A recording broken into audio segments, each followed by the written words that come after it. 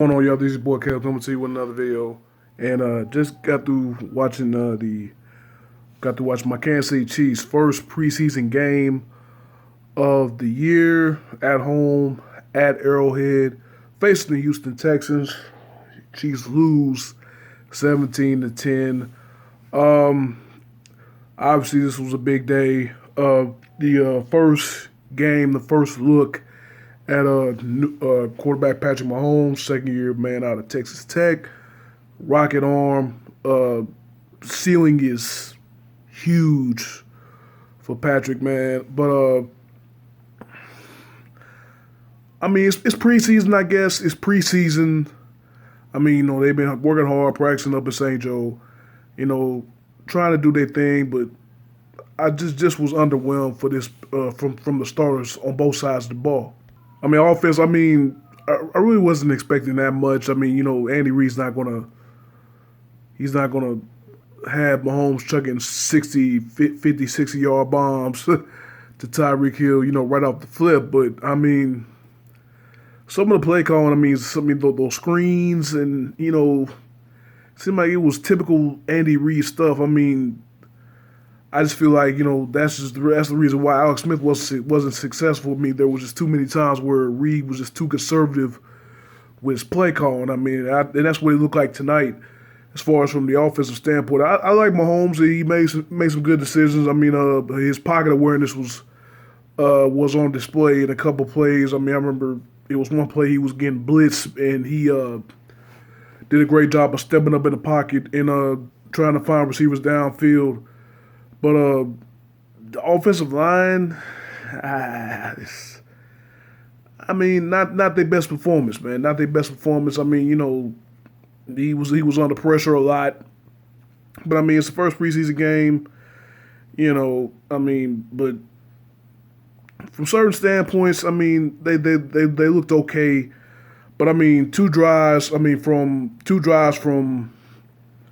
an offense that's supposed to be so explosive and to come out with no points, not even field goals, not even field goals. You don't even get a field goal from that offense. So I mean, obviously all they gotta do. Obviously, the thing is, the main thing they're just gonna go back to the drawing board, go back up to St. Joe, get back to the drawing board, watch the tape, see what went wrong, and just move on from there. On the defensive side, I mean that secondary still looking like shit. I mean the secondary is probably the weakest position group on the team. Uh, I mean you're definitely weak when you give away your best player, who probably the best player on the defense, All Pro corner Marcus Peters, for some reason, I guess. I hate when people say we lost Marcus Peters. We did not lose Marcus Peters. We gave him away for reasons that are pretty obvious, but I'm not gonna get into that.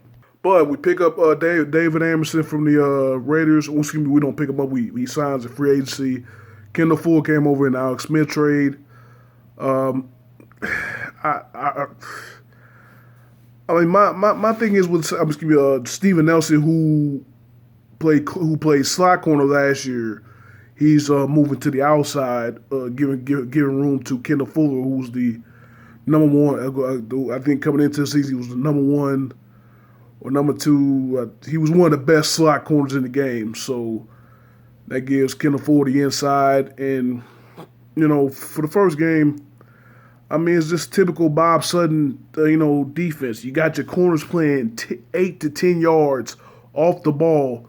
And you got Brandon Whedon, the backup to Deshaun Watson, completing pass after pass after pass to these receivers, who's basically running 5-step hitch routes and catching easy passes because, again, the corners are 8 to 10 yards off the ball. And plus, when you're not getting pressure with your D line and linebackers, of course, that leads to those easy, quick passes. Hell, the line doesn't even have time to get there, because the Whedon he sees these guys open 3 to 5 yards, and he's getting the ball out of his hands in about 1 to 2 seconds, to where the defensive rush isn't even a factor.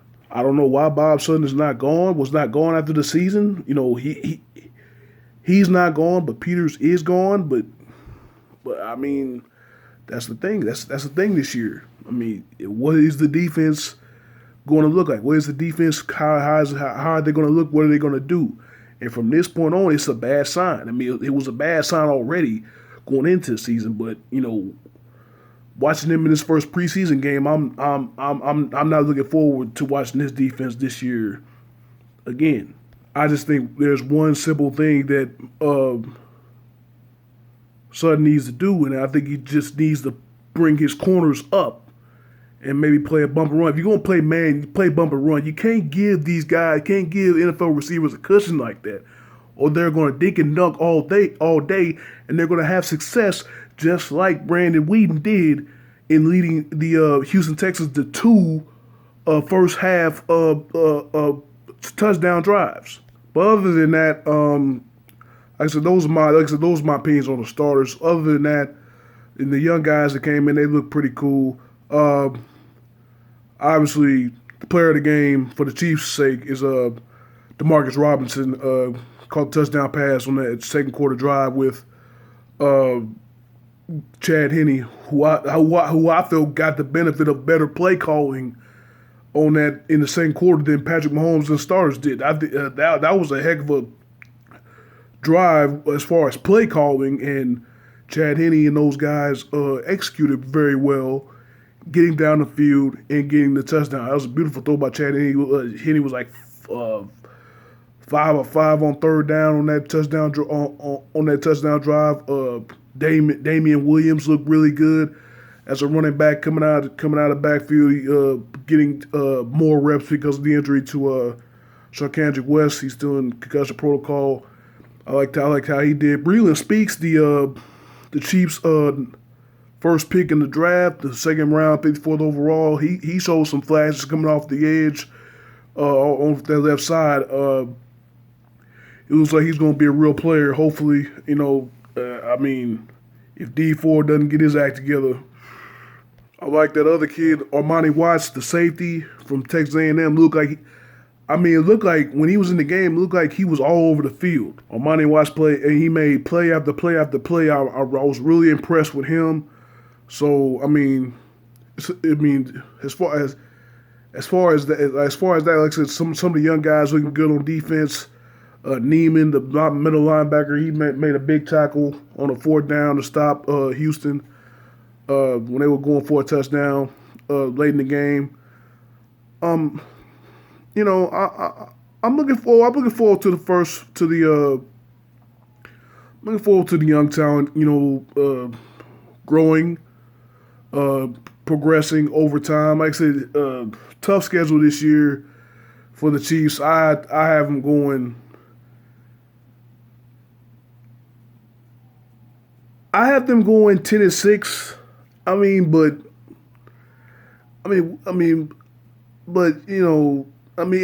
gonna have to come down to that defense. I don't know. It might be worse than that. I just don't trust his defense right now. I don't trust Bob Sutton right now. I don't see why he was back in the first place. But like I said, tonight with the way those stars performed and the way those corners were getting, and the way the quarterback was getting the ball out of his hands to those receivers, the opposing quarterback was getting the ball out of his hands to the receivers. Again, because the corners are playing 8 to 10 yards off. I just don't like that. That's what teams are going to take advantage of. That's how the Jets beat us with Josh McCown. Bob Sutton, he's got to look. He's got to look in the mirror. Andy Reid, he's got to do something.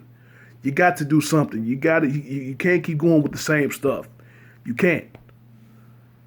Or 10-6 will turn into 8-8 or 6-10. We got one of the toughest schedules in the league. We got all division winners out of the AFC. We got Pittsburgh. We got New England. Both on the road. I might add. You have San Diego in the division getting better. You have Oakland. You have Derek Carr looking to come back on a bounce back year. I mean, you got Jacksonville coming in with that great defense and that running game. I mean, the defense has no margin for error right now in a schedule like this because if the defense can't get stops, it don't matter how good the offense is going to be. It just won't matter in the end. But this video is already too long-winded. Thank you guys for watching, and I'm seeing you on the next video.